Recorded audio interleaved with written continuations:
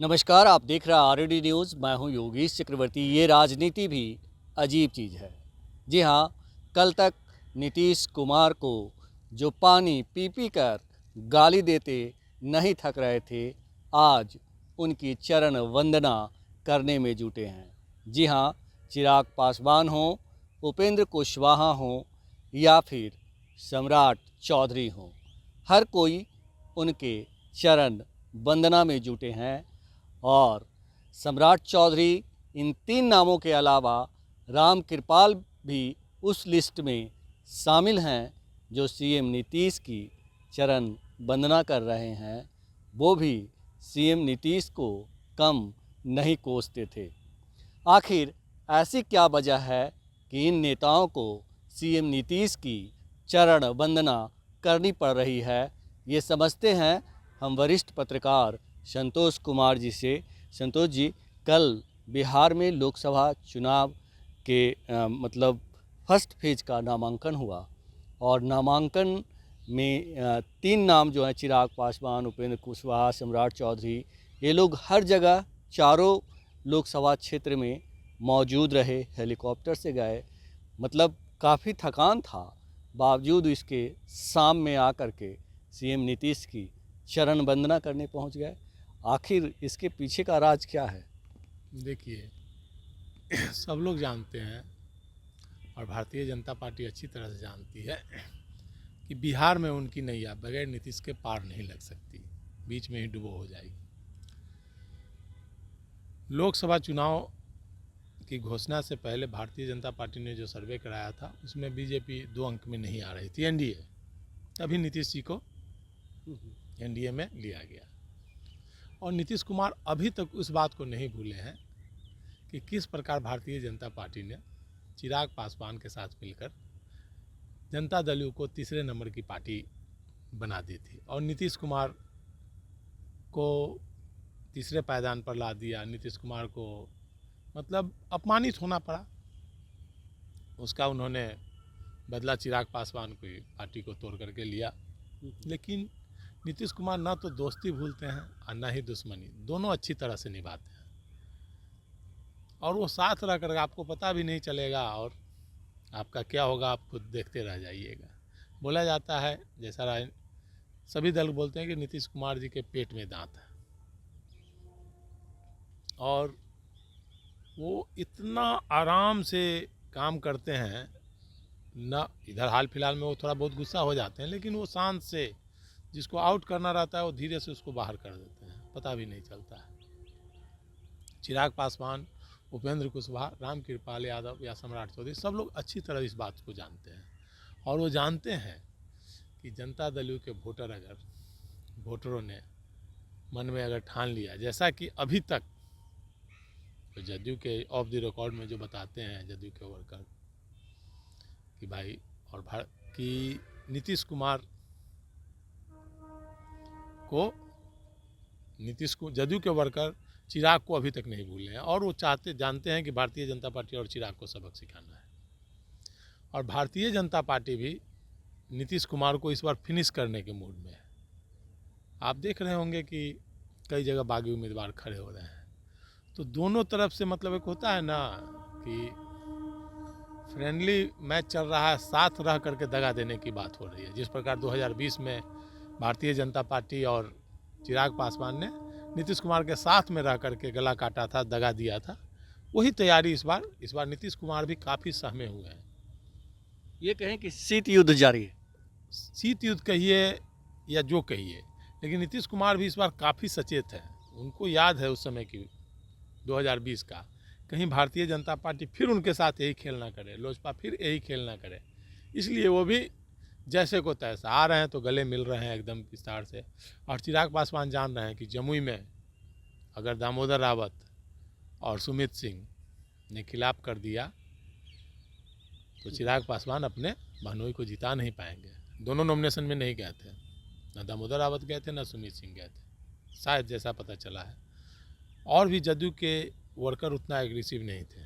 चिराग पासवान को लगा कि नैया ऐसे पार नहीं लगेगी, नीतीश कुमार की चरण वंदना करनी पड़ेगी। तब वो सम्राट चौधरी, अकेले तो नहीं जाते, तो सम्राट चौधरी को साथ लेकर के वो नीतीश जी के दरबार में गए, माफ़ी मांगे सब चीज़ के लिए, लेकिन नीतीश कुमार वो बात भूले नहीं है अभी इसका। आज तीसरे नंबर की पार्टी का जो दंश वो झेल रहे हैं, तो मुझे नहीं लगता है कि वो भूले हैं। और यही वजह है कि उपेंद्र कुशवाहा भी नीतीश कुमार के साथ रह के बार बार दगा दे करके निकलते हैं, तो वो भी जानते हैं कि भाई काड़ा काट से बगैर नीतीश जी के समर्थन के नहीं जीत सकते हैं। रामकृपाल यादव तो और अच्छी तरह से जानते हैं, उनके क्षेत्र में नीतीश जी का तो लगभग 1.5 लाख पोलिंग वोट है, जिसको देंगे वो, अगर मैसेज चला जाए तो रामकृपाल जी कहीं नहीं टिकेंगे। तो सब लोग अच्छी तरह से जानते हैं कि चुनाव जीतने के लिए नीतीश जी के चरण वंदना के अलावा कोई उपाय नहीं है। और मुझे नहीं लगता है कि नीतीश जी भले आज गले मिल लिए हों, लेकिन वो जानते हैं। अभी भी आप देखिए ना भाई, जदयू के उम्मीदवार के खिलाफ, ललन सिंह के खिलाफ मुंगेर में भाजपा का कोई बागी कैंडिडेट खड़ा हो रहा है, उसका नाम भी शायद ललन सिंह ही है। जी जी जी। सूरजभान के भाई हैं, तो एनडीए के ही है ना। इसी प्रकार से कई सीटों पर, जदयू के सीटों पर बागी कैंडिडेट खड़ा हो रहा है। तो क्या नीतीश जी नहीं समझ रहे हैं? अब मार्केट में जो उनको खुफिया रिपोर्ट मिल रही है, तो नीतीश कुमार इस बार तीसरे पायदान पर जानेंगे। अगर जाने का उनको अगर भाजपा और लोजपा प्रयास करेगी, तो वो भी, उनके भी समर्थक इस बार तैयार हैं। पिछली बार तो तैयार नहीं थे, सोचे गठबंधन है, कुछ नहीं होगा, कुछ नहीं। लेकिन इस बार जदयू के समर्थक लोग भी तैयार हैं। मतलब कि खुद तो डूबेंगे सनम, तुम्हें भी ले डूबेंगे। अगर भाजपा और लोजपा ने इस बार भी वैसे ही गलती की तो उनको भी सबक सिखाएंगे। लेकिन खास कर नीतीश कुमार, मुझे नहीं लगता है कि लोक जनशक्ति पार्टी को, नीतीश कुमार भले जाके भाषण दे देंगे, कार्यक्रम कर लेंगे दबाव में आकर के, लेकिन मुझे नहीं लगता है कि जदयू के समर्थक लोजपा को माफ़ करने की स्थिति में है आज तक। लेकिन संतोष जी, जो आप कह रहे हैं कि नीतीश कुमार माफ़ नहीं करते हैं, दोस्ती और दुश्मनी बहुत प्यार से निभाते हैं, दोनों ही चीज़ें, लेकिन तस्वीरें तो कुछ और कह रही है। तस्वीरें तो ये बयां कर रही है दुश्मनी भूल चुके हैं, और चिराग के कंधे पे एक तरह से पुत्रवत जो व्यवहार होता है, उस तरह से तस्वीरें आई है। मुस्कुराते हुए हैप्पी जॉली मूड में सीएम नीतीश दिख रहे हैं। विधानसभा चुनाव में भी आपने देखा होगा, विधानसभा चुनाव का जब हुआ था, तो भूपेंद्र यादव, चाहे भाजपा के मंगल पांडे, सब लोग नीतीश जी के यहाँ कार्यक्रम, नीतीश जी को जब मुख्यमंत्री की घोषणा हुई थी, तो प्रभारी चाणक्य होटल में सब लोग गले मिल रहे थे मुस्कुराते हुए कि हमारे मुख्यमंत्री के कैंडिडेट हैं। तस्वीरें तो कर रही थी कि पूरा एनडीए एकजुट है, लेकिन क्या चिराग पासवान की अकेले हैसियत थी क्या कि अकेले वो बगैर भाजपा की सहमति के बिहार में हर जगह कैंडिडेट दे देते? और चलिए जदयू के खिलाफ कैंडिडेट दिया, वो बोलते थे कि भाजपा के हनुमान है, तो राघोपुर में उन्होंने कैसे दे दिया भाजपा कैंडिडेट के खिलाफ? तो ये सब एक रणनीति के तहत भारतीय जनता पार्टी, भूपेंद्र यादव, नित्यानंद राय, चाहे भारतीय जनता पार्टी के जो भी लोग थे यहाँ, सब ने एक रणनीति के तहत नीतीश कुमार के गले मिल करके गला काटने का काम किया। सब लोग साथ रह करके किया। तो भाई सोचिए ना, वो भूपेंद्र यादव ने अपना रिकॉर्ड दिया कि भाई 100% सफलता का, 17 सीट पर चुनाव लड़े, 17 जीतने का। बीजेपी के इतिहास में बिहार में कभी नहीं हुआ। टोटल 40 सीट में 39 एनडीए को जितवाए, ऐसा एनडीए का किसी प्रभारी का रिकॉर्ड नहीं रहा। तो उन्होंने चिराग को लोकसभा चुनाव में, अब विधानसभा चुनाव में भी, तो लोकसभा चुनाव जब उन्होंने रिकॉर्ड बनाया, तो विधानसभा चुनाव में उन्होंने सबक सिखाने के लिए नीतीश का, उनकी जो रणनीति थी, मुझे लगता है कि चिराग पासवान भी 20 सीट जीत जाएंगे, 15-20 सीट, तो नीतीश को आउट करके भाजपा और चिराग मिलकर सरकार बना लेंगे, लेकिन उसमें वो सफल नहीं हो सके। जी जी जी। तो ये रणनीति रही थी। और साथ रहना, जैसे आप देखिए ना भाई, तेजस्वी यादव के साथ कितना अच्छा नीतीश कुमार का, लेकिन कैसे एक बार निकल गए। लगता था कि दोनों में क्या दोस्ती है भाई, चाचा भतीजा एकदम, और एक बार निकल गए भाजपा के साथ। पता चला क्या किसी को? हफ्ता 10 दिन पहले राजनीति गलियारे में चर्चा होने लगी कि भाई जाएंगे जाएंगे जाएंगे, लेकिन दोनों के साथ दोनों बोलते रहे कि नहीं एकदम एकजुट है, लेकिन निकल गए। तो नीतीश कुमार को समझना बहुत ही टेढ़ी कीड़ा। कोई नीतीश कुमार क्या करेंगे ये वही जानते हैं, दूसरा कोई आकलन नहीं लगा सकता है नीतीश कुमार के बारे में। नीतीश कुमार क्या करेंगे वो वही जानते हैं। संतोष जी के मुताबिक भले ही नीतीश कुमार चिराग पासवान को गलवहिया दे रहे हैं, लेकिन उनके जीजा और जो जमुई से उम्मीदवार हैं अरुण भारती और ख़ुद चिराग पासवान जो हाजीपुर से ताल ठोकेंगे चाचा के खिलाफ, वो उनके समर्थन में नीतीश की टीम जुटेगी या नहीं, ये बड़ा सवाल है। और चिराग ने जो दर्द दिया है नीतीश कुमार को, वो दर्द वो शायद ही भूलें।